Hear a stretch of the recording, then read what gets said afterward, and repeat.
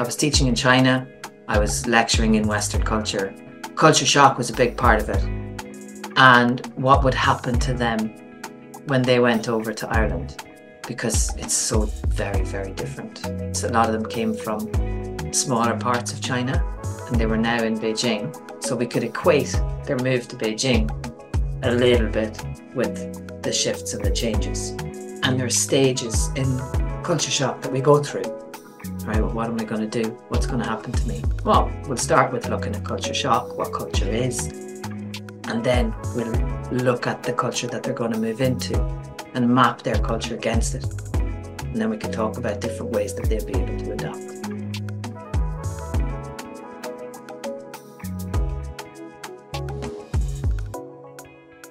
Today I'm here with Christine Mullaney, who is a TEDx speaker and a podcast host of Connected Communication. And I'm delighted that you're here with me today because I would like to talk to you about choices. To me, it's really interesting how we choose where we go to when we move countries. And obviously, sometimes people's reasons are determined for them. But in your case, I'm not sure. I'm not sure whether, and you've moved a lot, so I'm not sure whether sometimes you feel it's been a choice or sometimes. So I'm intrigued. So I'd like you to start with a country where you felt you had full choice. You literally looked at the map and went, "I'm going there," if that was the case. That's very interesting. Oh, I love your topic choice. Okay, where I had full choice. Full choice was Spain. Oh, that's really, really interesting. I never thought about the fact that I didn't completely choose all of them all the time. Spain, where I am now, full choice. But I chose it 20 years ago. I didn't do it until well, properly last year. And even at that, I still move a little bit back and forth between Ireland and Spain. But yeah, that's your answer. In short, Spain was full choice. And when you made that choice 20 years ago, has it always sat there in the back of your mind as an ultimate destination? Did you kind of know that no matter where you ended up traveling, you would end up in Spain? Yes and no, because I was in, well, actually, I've been in a couple of relationships since that decision to move to Spain. And so when you're in the relationship, you think, right, you're in the relationship, maybe it's never going to happen. And you let it go a little bit. But say in the last one, for example, it was a difficult relationship. And at one point, I can't remember if it was a period of time when we were broken up or when it was really difficult, but I have a journal. And I'll tell you the truth, if I ever become famous and my writings get seen after I'm dead, it's a mad journal. It's just the writings of a mad woman and a sane woman at the same time on an incredibly spiritual journey. But in it, I have a page and I did this track of where I want to go. And I was thinking about different things I want to do. One of them was my PhD. One of them was, I can't remember. Oh, I live in France because my sister had moved there. And the third was Spain. So it's always been there, somewhere in the background, but I didn't think I'd always do it. But when that thing got difficult, then I was like, yeah, that's starting to light up a little bit more brightly again. And have you ever, after making the move to Spain, have you ever thought, no, or I this isn't where I want to be? Or has it really sat with you as this is where your soul sings? It is where my soul sings. What I say to people now, a lot of people ask you when you move to a new country, are you still happy? Are you happy with your decision? And it's interesting how often people ask you that. You probably get it as well. Yes. And my answer is that I think the reason I didn't stay in Spain when I first moved here, because I did make the move, was because I was never going to leave. And I had a lot to experience and a lot to live before I found a place that I was never going to leave. So you did actually make the move 20 years ago Mhm. and then moved on and then moved back. Yeah, I studied Spanish at college. Right. So I was first introduced to Spanish when I was 7 or 8 by one of the best teachers I ever had. And I think that started it. Mm, Something, I don't know how or why, that started it. And then when I was 12, just gone 12, I went to Spain on holiday for the first time, one of the islands. Loved it. And then did Spanish at college. So I was very lucky to get into the college course I got into. I didn't do hugely well at school, mm, but as soon as I got into college, that was it. Oh, I can make my own decisions to study now and it's business. So I aced it. And in third year of college, I could have done an Erasmus, which would be the year in Spain. I decided I was going. Everything was getting organized. The college was getting organized and everything. And I hadn't told my boyfriend at the time. And I told him one Sunday when we were all out in the pub, and it resulted in quite actually a violent experience. I won't go into detail on it, but he got very angry, and I didn't go. mm, And that was when I started college when I was just gone 18, so I think I was 20 mm, then, and so I didn't go. So I didn't do mm, my year in Spain. It never left me. Didn't do mm, that year. I really love Spanish. I really want to speak Spanish. Then I was given The Alchemist as a gift, and it's set in Andalusia. And the year I finished college, 2005, I was 23 then, I think. So I was on the beach in Spain, reading The Alchemist, reading about the language of the universe. I had an experience of the language of the universe, and I thought, that's it. This is where I want to be. So I came back to go to live here, in not here in Marbella. So I'm still in Andalusia, but I'm in a different part. To Marbella, had a job in a restaurant, almost had my foreigner identity number, the whole lot. And then I was in the restaurant one of the days doing a trial, and I just couldn't properly understand them. mm, Said something to a taxi driver. He made it difficult to understand me. Just didn't try to listen, and I got scared. So I mm, went home. mm, But my sister, who is the reason actually I am where I am, well, part of the reason, got married in Nerja, which is just down the road from me, in 2016. And in 2014, she was still living in Australia with her fiance then. So myself, my mum, and one of my other sisters came over to Nerja to look for her wedding venue for her. And as soon as I hit it, oh, I love it here. Now I was still going out with the fella at the time. So I wasn't thinking necessarily of moving. There was a possibility he would have moved to Spain, to be honest. So it was still possible, but not alone. Love Nerja. Then we split up and I got in touch with her wedding planner and I ended up here. mm, But before her wedding, I think it was the day we were going to get her wedding dress. We were driving back to her house after it, and I was talking to her about not having gone to Spain and life regrets. Somebody had messaged me on Instagram, very big following, very well known person. And he'd messaged me about regrets and mm, this book about regrets. And I was in this place now at this point where my confidence was coming back after the relationship. It wasn't there yet, but it was coming back.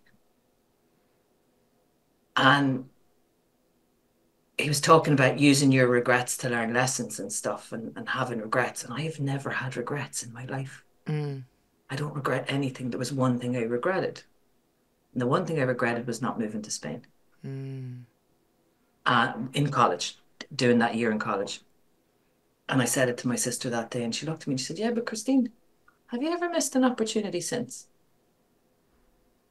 And I went, oh, and that was a coaching moment. It was one of those moments where somebody says something to you and everything was gone. So now I have no regrets again, which is a great feeling. Because mm, everything you do is a lesson. There's no point in mm, regretting it. Yeah, absolutely. a bit of an And elongated answer, but that's brilliant, there you brilliant. go. And also your sister's observation is really interesting because in in her noticing that you've never missed an opportunity, it occurs to me we always have a choice, because in the first situation you had go to Spain, stay with boyfriend, and you chose boyfriend, and then in all the instances since, it's opportunity or other situation, and you chose the opportunity that you wanted. So Yeah. hence a life of no regrets ever since. Yeah. I don't know if I chose the opportunity I wanted all the time. Uh-huh. I don't know if I reflected on the want. You make me think of one of the first business lessons I ever had when I started studying business at secondary school. Mm. Opportunity cost. And it's one of the best lessons I think we can apply to life. There's always an opportunity cost. What's the opportunity cost of you investing in this aspect of your business? What do you miss Mm. out on? The Mm. potential. Life is the same. If we don't take a minute to step back and think about the choice we're making, is Mm. it what I really want? Because if I'd look back, if I'd taken or I had the mind to be able to step back and say, all right, hang on a second, is succumbing to his anger and his need for me to stay here what I really want? Or do I really want to be in Spain? Mm. And had I listened, my body would have said, no, you want to be in Spain. Yeah. Get your butt over there. I won't Mm. curse on your podcast. And I think a second thing there is that whole idea of choice. It's a hard thing for people to hear. Mm. And what is a choice for some is not the same choice for others. Mm. A woman who's raped, for example, if you say to her, well, you had a choice, what did she? Mm. And so, yes, we can say there is always a choice. You might have chosen to be in that position. You might have chosen to be in that environment, but there's a danger Mm. in dropping that line of choice Mm. without the consideration of the context or the situation within which that choice can be made. Indeed. Mm. Yeah, but I don't want to go dark on you. So, in terms of deciding or choosing what I chose, did I choose with awareness? No, not always. Mm.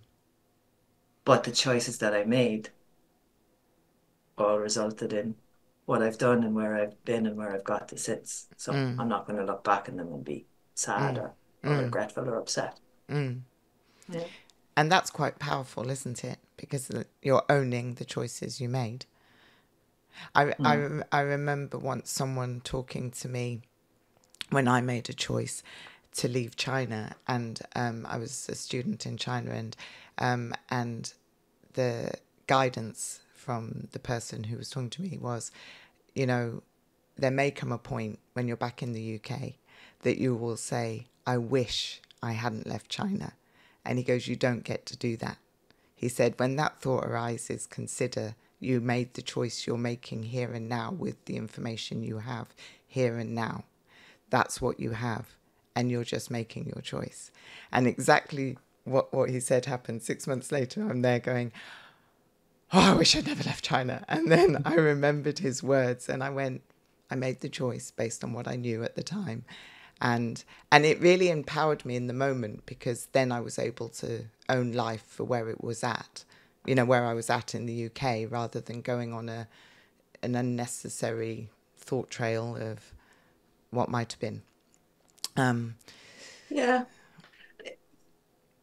I always find something in things. I'm terribly argumentative. Go ahead. But I think one thing that comes up for me there is culture shock as well, because I had reverse culture shock when I came back from China. I mean, I used to bring my hot bottle of tea with green leaves all in it everywhere with me. People looked at me like, what is she doing? But I was so used to having this hot tea with me everywhere I went. It Did you took have it in a ages. jar, a glass Yeah, jar? I did that. Well, I brought a nice special bottle that you can only buy in China with me. So yes, I did. I had it in a special one. And then when I think it broke or it got too old, I started. It must have looked awful. I started putting them in crappy bottles. So you'd have the hot water go into the bottle, and the bottle would die inside itself and crunch up a little bit. So now I sort of understand why people looked at me oddly. But that you made the decision.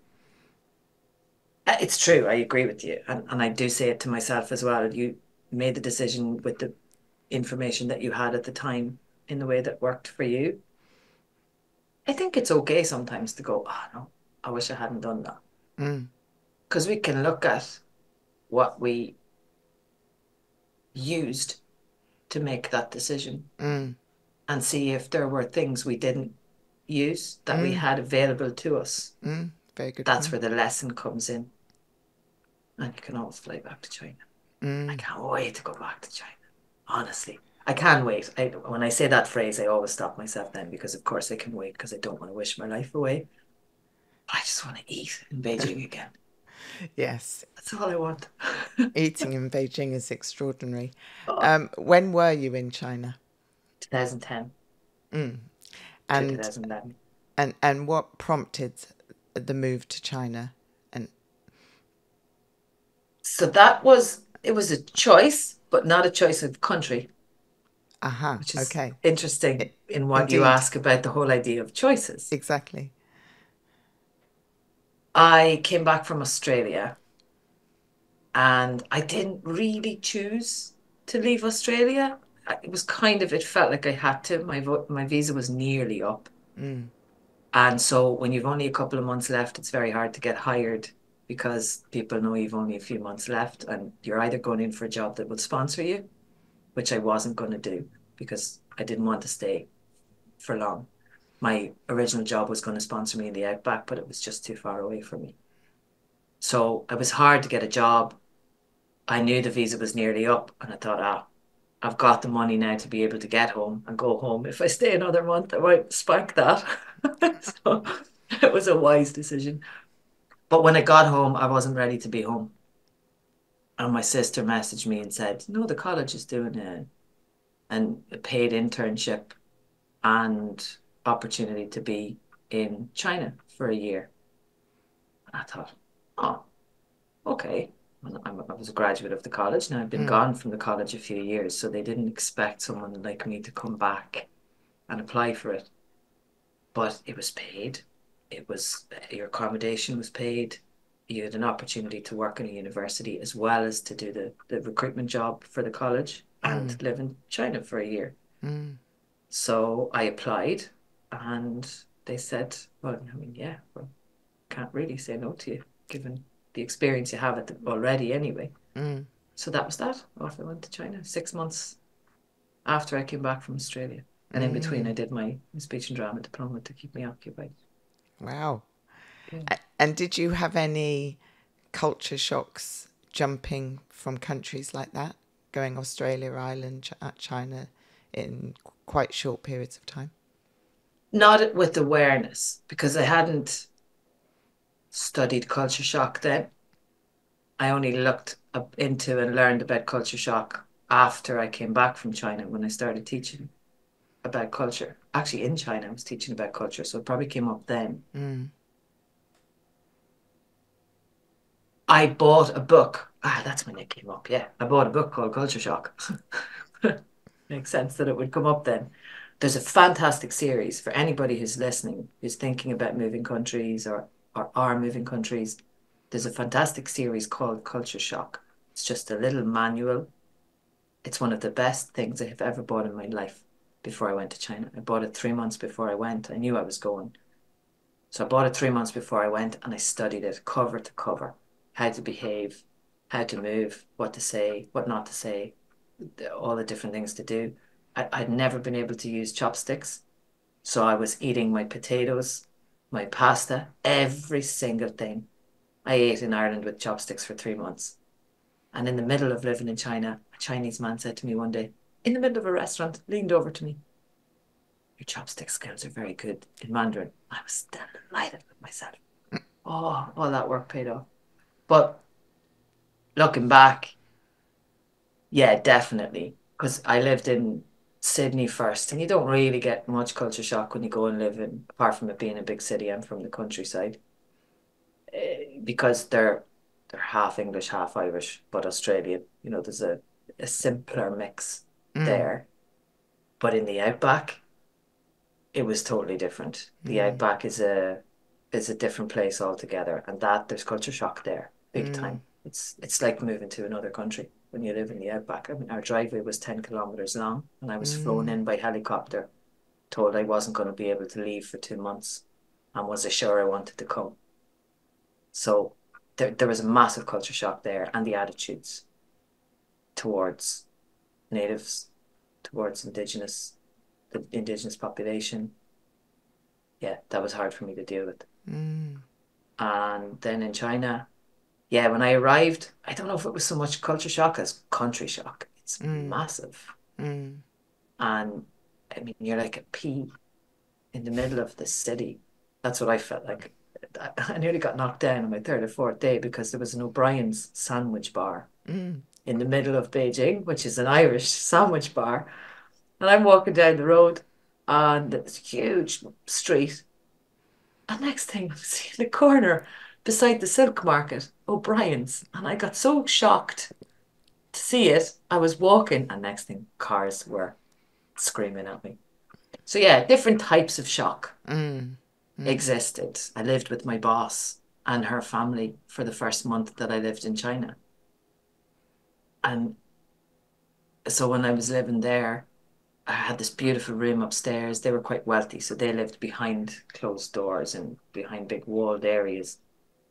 But for the first month, I kind of stepped outside in and just around the area where they lived. And then I spent most of my time in my room watching The Big Bang Theory. Too scared to go anywhere. So eventually, poco a poco, as we say on the Camino, little by little, I started to venture out, and I found a place in my book, the Bookworm Bookshop. It's the first place that I found by myself.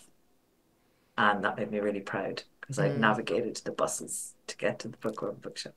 So yeah, different types of shock, but more in hindsight than I realized they were culture shock at the time. And you say that you teach about culture shock, or you, so would you say a little bit more about that? Yeah, I used to teach about culture shock. I don't so much now because I'm working with people who are already living in different cultures. So I teach about culture now and cultural similarities and differences using Culture Map and a thing called Culture Active. I'm a certified trainer in Culture Active. But teaching about culture shock, when I was teaching English for a number of years, I was teaching in China.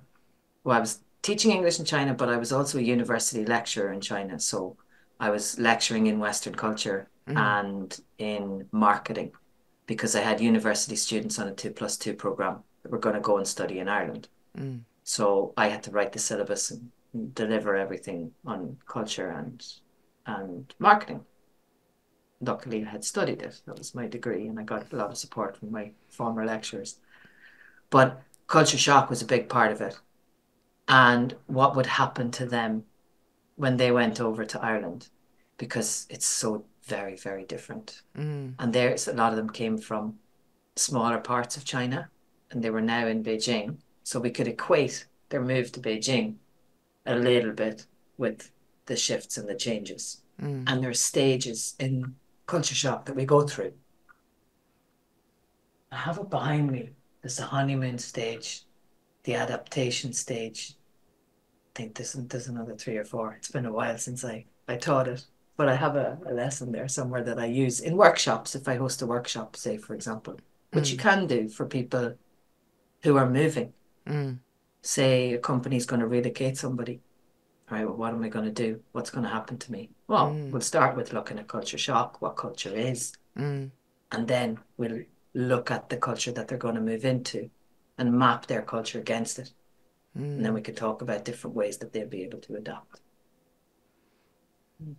Wow. It's really interesting. It is really interesting. And then I was doing that in Ireland because in Ireland we had, at any one time, I could have 15 different cultures in the classroom. So China was monolingual. Everybody was from China, but different parts, and some from different types of families as well. So there was a bit of cultural difference. My biggest class in China was 150 students. That was fun. But in Ireland, yeah, I could have 10 or 15 different nationalities at one time in a classroom. Mm. And every Tuesday, we had rolling intake, is what it's called in the schools over there, the private schools. So you had new students come in every week if somebody left the class. So you might lose two or three who have finished their time over in Ireland or finished the course, or they were changing to a different exam or a different class. You get two or three new people in.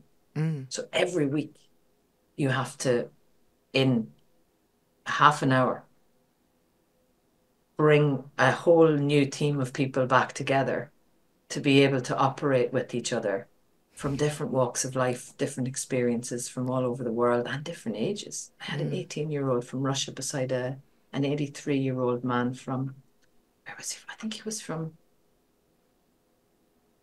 Germany. I'm not positive his nationality, but I think he was German.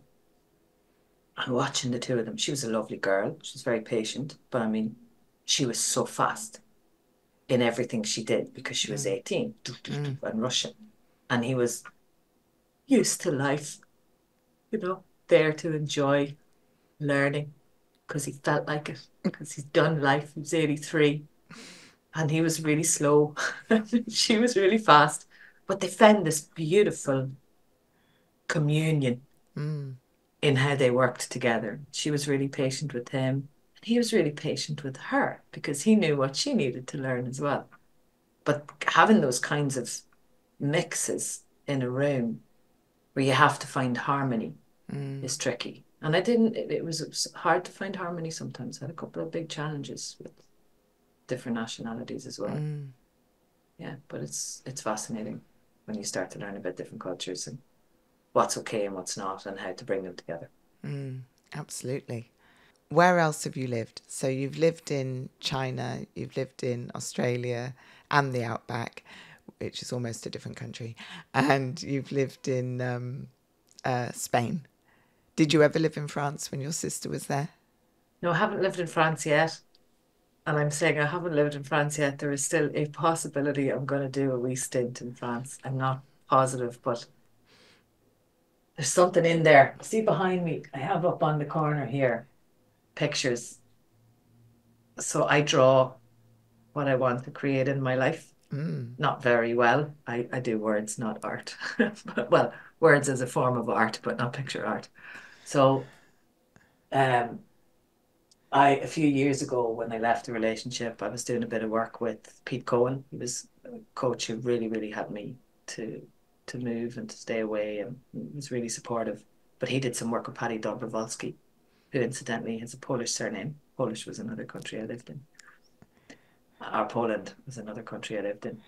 But I did sit down one night and thought, okay, where do I want to go over the next few years and what do I want to get done?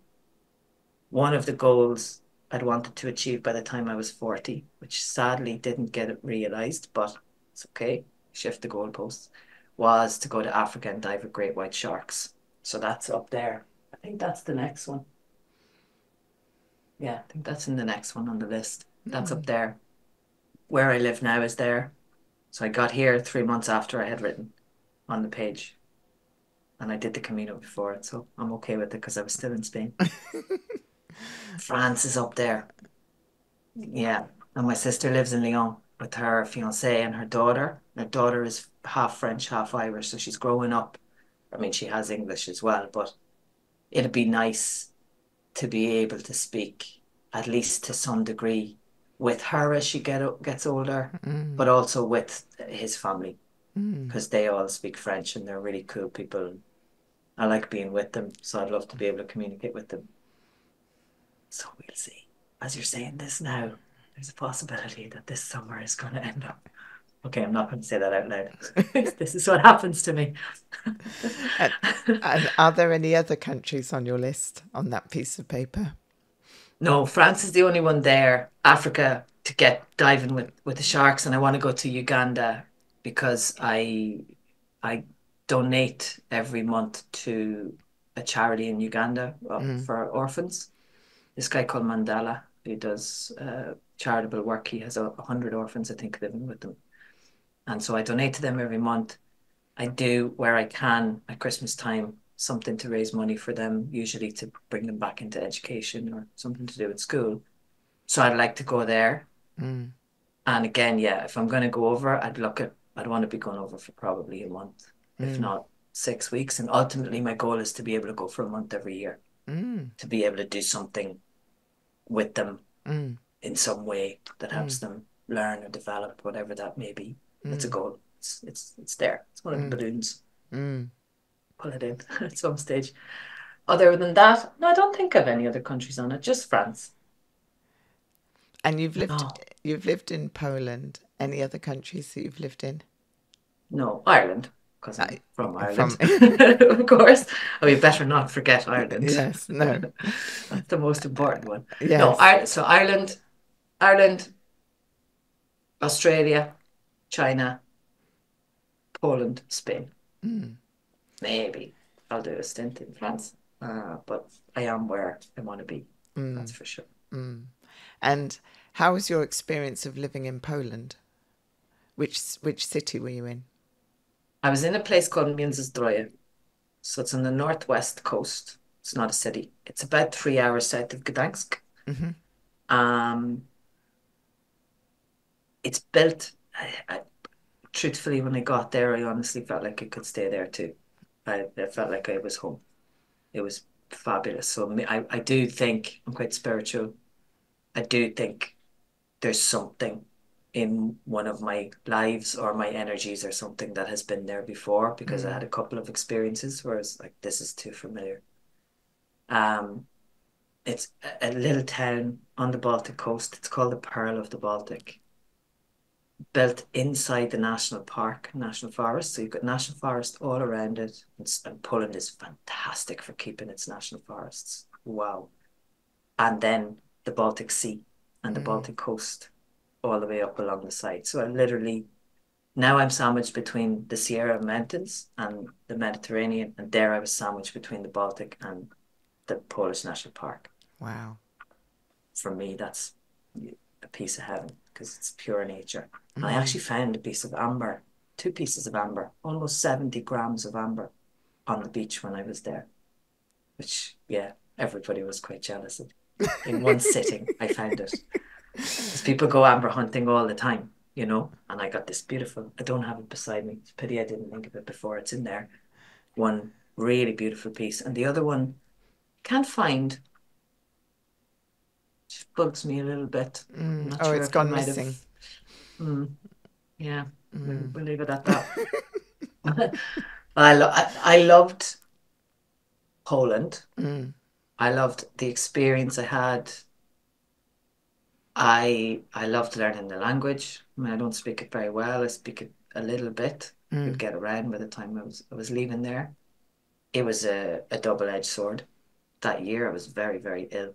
Mm. In my TEDx, you see pictures of me in that year, which was a manifestation of the traumatic experience I was living Mm. inside the doors of home, Mm. manifesting in my body.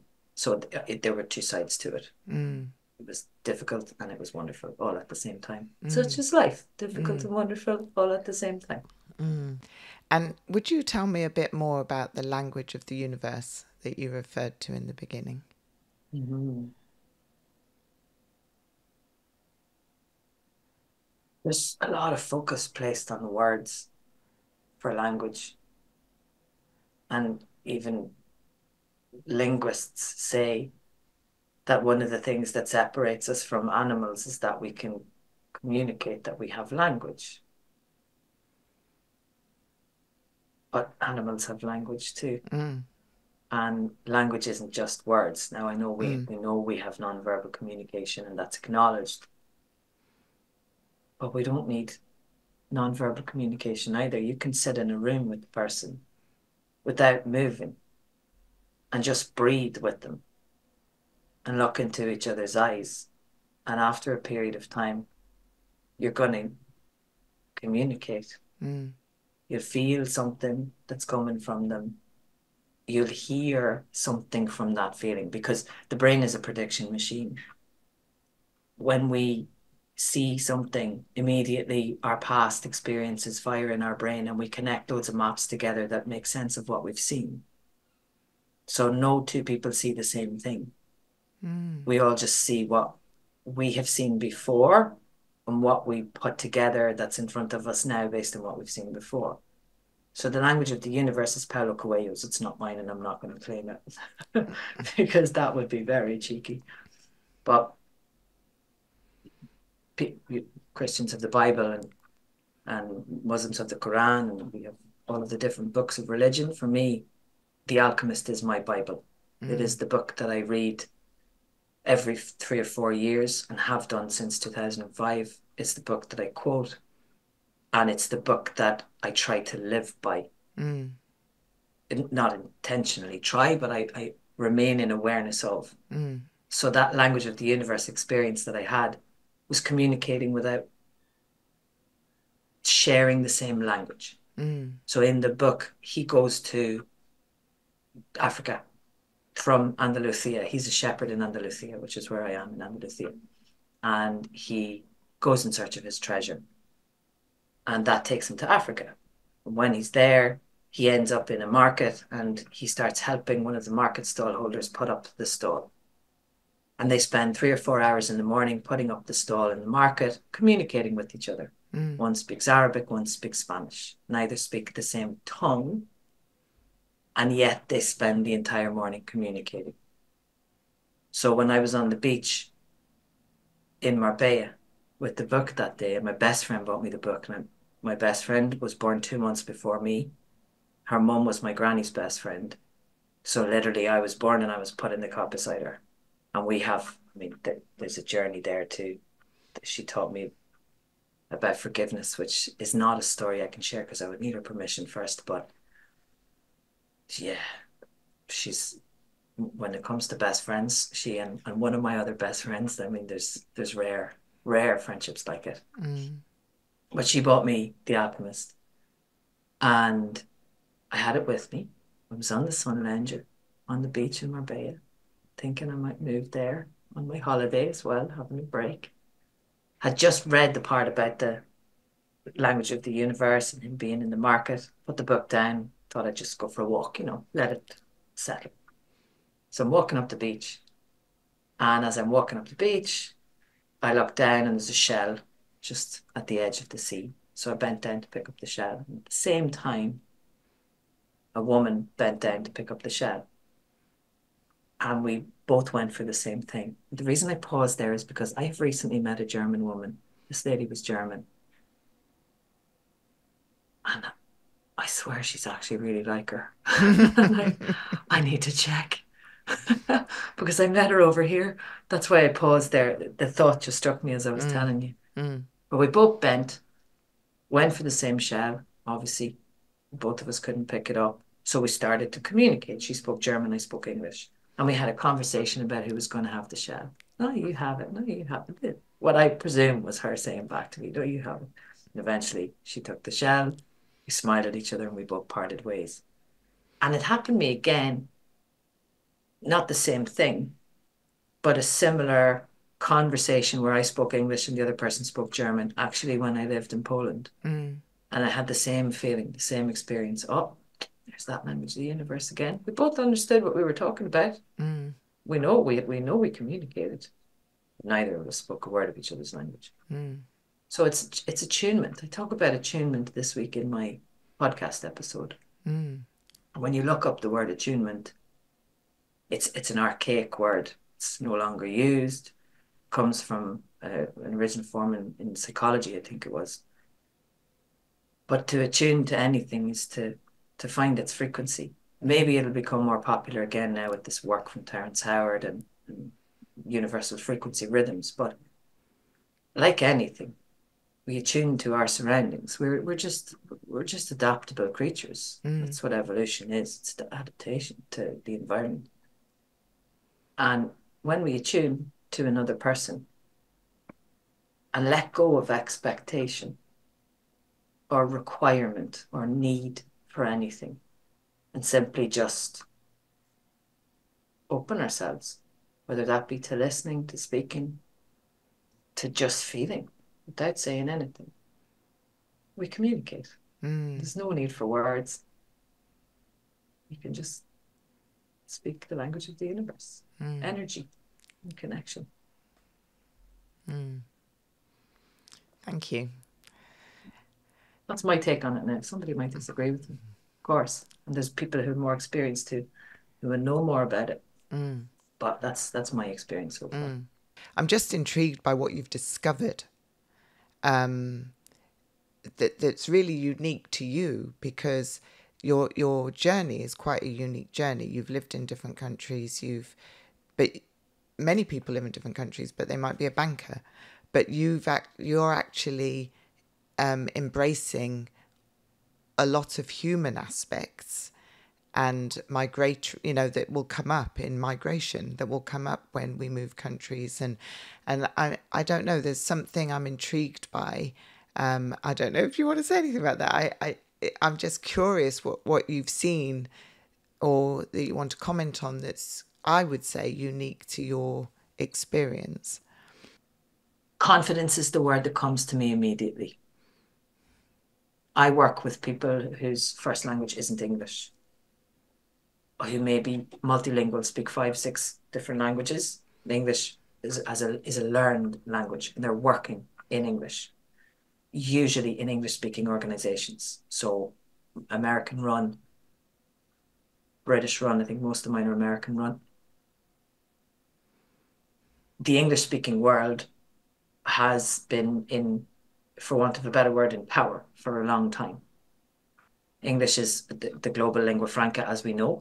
It's the most widely adopted language in business around the world, and yet it's only the third most widely spoken language in the world in terms of people who speak it as a first language. 358 million people or something like that, close to the 400 million, whereas 1.3 billion speak it outside of it being their first language.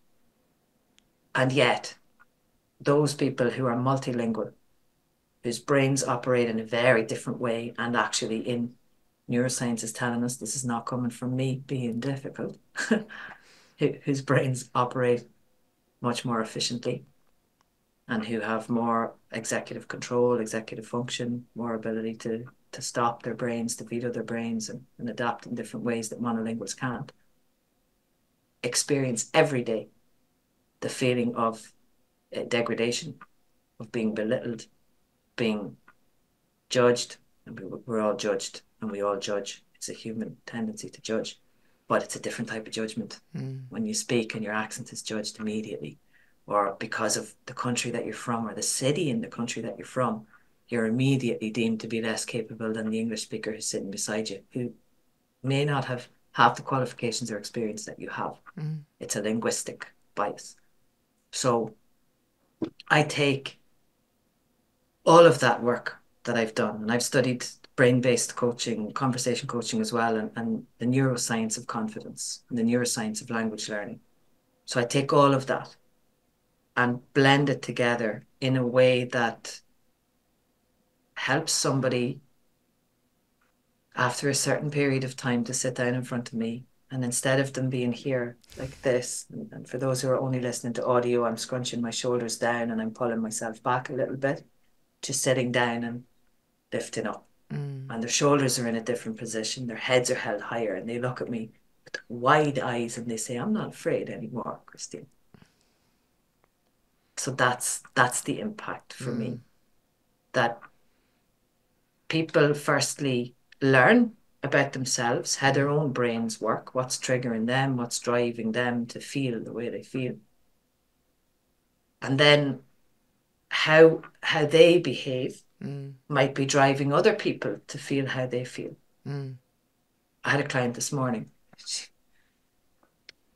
She gave me the best line I've ever heard a couple of months ago. She said to me, I no longer spontaneously combust. When somebody says something, it was brilliant. But that's a perfect way to describe it. So emotional regulation, right? Emotional regulation is different across cultures. An Italian woman might be expected to lose the head, and that's how she gets respect. Whereas if you go in and do the same thing in an Irish meeting or an American meeting as a woman, the total opposite would be what you would be expecting.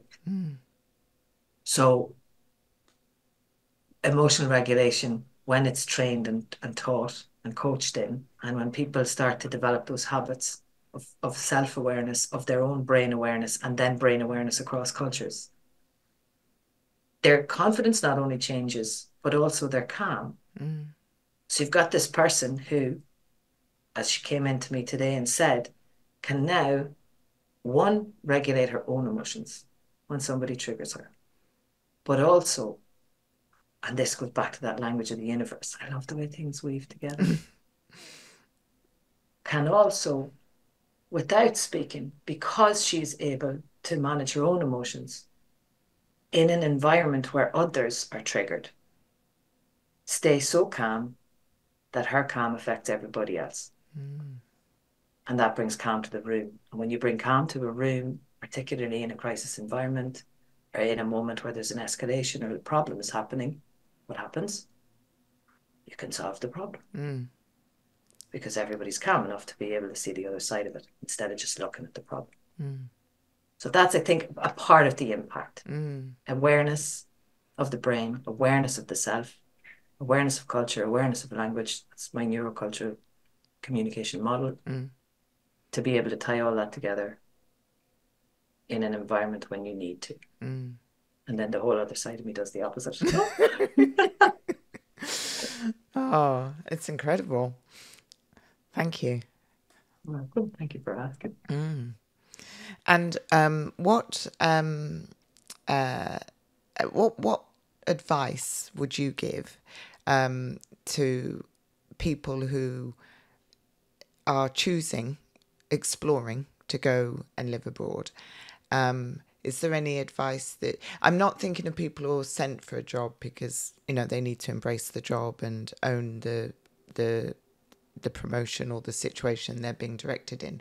But if somebody's literally just, I fancy living overseas, is there any advice based on all that you're sharing from that you would recommend they encounter that they might not think of or find in the obvious kind of books or research on Google? Good question. And a comment very briefly, if I may, on the job thing, because I think there is something important for somebody there. Yes, please go ahead about the job too. You don't have to take the direction. Indeed. Go back to that thing that you said about choice. There is always a choice. Yes, And absolutely. That was a big thing I learned in my career, and something for women and men, but I think it probably affects women more. You get really afraid, particularly at the beginning of your career, or maybe early on in junior management, and you think, oh, what if I never get a job like this again? What if I say no to the promotion? Will they fire me? Will they not give me a good reference? Will this? And you start telling yourself these stories about the possible impossibilities that might happen if you don't do what you're being directed to do. You drive your car. The only person who gets to sit in the driver's seat of your car is you, unless you give permission to somebody else to drive it. For others who are thinking about moving country, what do you realize when you get there that you didn't think of in advance? Well, I'm Irish, so I'm going to say this: bring tea bags. So stereotypical, but it's true. Bring your berries with you. It's There's no very tea true. anywhere. It's very true. Even here in the States, we bring, every time we return to the UK, that's in our suitcase, we bring tea. You have to bring your tea. You don't need as much as you think you need. It's probably something I'd say. People think, oh, I'm going to miss this, or I won't have this, and I won't have that. And then you end up bringing all this stuff, and it weighs you down. If you really need it when you're there, you can get it posted. So just get it posted. Self-check. Visas can be tricky. If you're going to Australia, so I didn't choose Australia. I had no intention of ever going to Australia. My best friend rang me. We were supposed to move in together, and she said, I'm really sorry. I had a really tough Christmas. I can't move in with you. Oh, why not? I'm going to go to Australia. Oh, when are you going? I'm going in May. Oh, no, I'm going in March, she said. And I was going on holidays to America in March with my family. And I said, You wouldn't fancy waiting until May and I'll go with you. Seriously? Yeah, why not? Not doing anything else here. So act on a whim. If you get the feeling, feck it, I'm gonna do it. And for anyone who's listening, feck is an Irish word. It is not the same as the other words. It means the same as sugar. So it's not a curse. Uh just go for it. Feel inside your body. If you feel the flutter, go with it. Mm. And when the flutter of fear comes, acknowledge the fear, the same as emotional regulation. Oh, that's fear I'm feeling. Where's that coming from? What's the reality? Mm. And see what kind of power you want to give that fear. Mm. If you choose not to go and it becomes something that you realize you wanted to do, you can always go later. Come back to what you said. Accept the decision that you make in the Mm. moment you make it. Mm. And explore. I don't think there's anything else that you can give to a person because before we went to Australia, everybody said don't get stuck in Sydney. And what happens when you focus on things that you're told not to do? You do it. Yeah, you press the red button. But we worked very hard not to get stuck in Sydney. We did move to Brisbane because we knew we were getting stuck. We'd made loads of brilliant friends. We were in a class hostel. Right, getting out of here. Sure, we left and we were gone 2 weeks, miserable in Brisbane, and went back to Sydney. So you do you. I I'm love that. trying to think, is there anything? No, I love that. Sorry, yeah. One of my younger sisters said that to me a few years ago. It's a lovely phrase. I don't know. Was there anything that you realized when you went that you thought, oh, I wish I'd known that before I got here?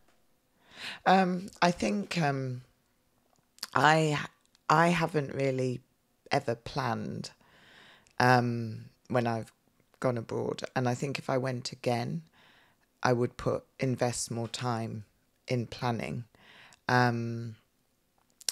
But there is something quite freeing at the same time about not planning and Yeah. just kind of running with what you're running with. And but it can be a little bit impactful on other people if some of that lack of planning or lack of research means you need to rely on other people a little bit, which I have done. So I think I like the freedom aspect of it. When I say the freedom aspect, the discovery aspect is more what I mean, that you're finding something out as you're finding it out. But I would prefer not to have an impact on other people going forward. So I would plan a bit more.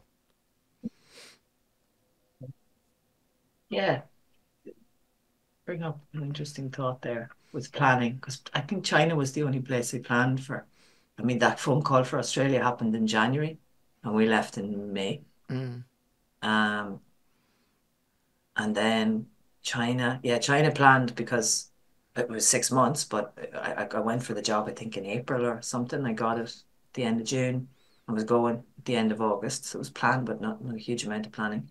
Poland was because we got locked down. We went to Mm. visit for New Year. The day we landed, we got locked down. Okay, why be in Dublin, halfway across the city from each other, when we can be here in a bit of paradise? So we stayed there. Spain. Actually, I moved to Spain in a week. I've been planning it for 20 years in my head, somewhere in my heart. But yeah, I came back from the Camino. I was with my sister. I did a retreat in the south of Ireland, a spiritual retreat. And then I was in my sister's house for a month, I think. I thought, okay, yeah, I'm going to do it. And within a week, I had everything organized and went. Mm. I'm with you on the whole flowing with it kind of thing. I don't think it's possible not to be impactful on others. Mm. That's probably true too. We always have an impact on a person, Mm. whether we ignore them or we give them too much attention. Mm. There's always an impact. Mm. And that goes back to that whole thing of sensitivity and choice. You chose a really good topic there. Thank you. They get to choose the impact that I have on them. Mm. Now, if I'm intentionally being negative and nasty and Mm. horrible, I have to look at myself Yeah. in my intention behind it. But sometimes bad things happen. in my day, in my emotions, something that happens to me, and I don't mean to have a negative impact on a person, but they're having a bad day too. Or that tiny little behavior that I indicated reminded them of something that was really traumatic in their lives, and there's no way I could have known. I can share a story actually as an example of that. I had a class once in Dublin, and the topic in the book was crime. I had a lad from Venezuela in my class who just joined. It was the first to second day. And just for anybody who's listening now, I'm going to give you a content warning. I'm going to talk about something that happened to him that was quite traumatic. So for anyone who's listening, in case, get your brain ready for something potentially traumatic. And I don't want to trigger anybody who's listening. And we started the subject of crime, started asking general questions that were in the book to lead into the lesson about crime and about guns and shooting and mugging and things like that. And he shot up out of the classroom, ran out, no warning, no idea why. So I left everybody. I said, I gave an activity, keep going. I'm going to go and find out what happened. And it turned out that 10 days before he had come to Ireland, he had been held at gunpoint and shot. And he showed me the wound in his shoulder. I could never have known that. No. The book couldn't have known it. That was the topic for the week, and I held it and did it in as sensitive a way as I could. But after that day, I did everything more sensitively because of the experience of learning that you never know what might impact another person. And you can be mindful and intentional and as connecting as possible in how you communicate. But the impact you can't control. It's true. Yeah. Thank you.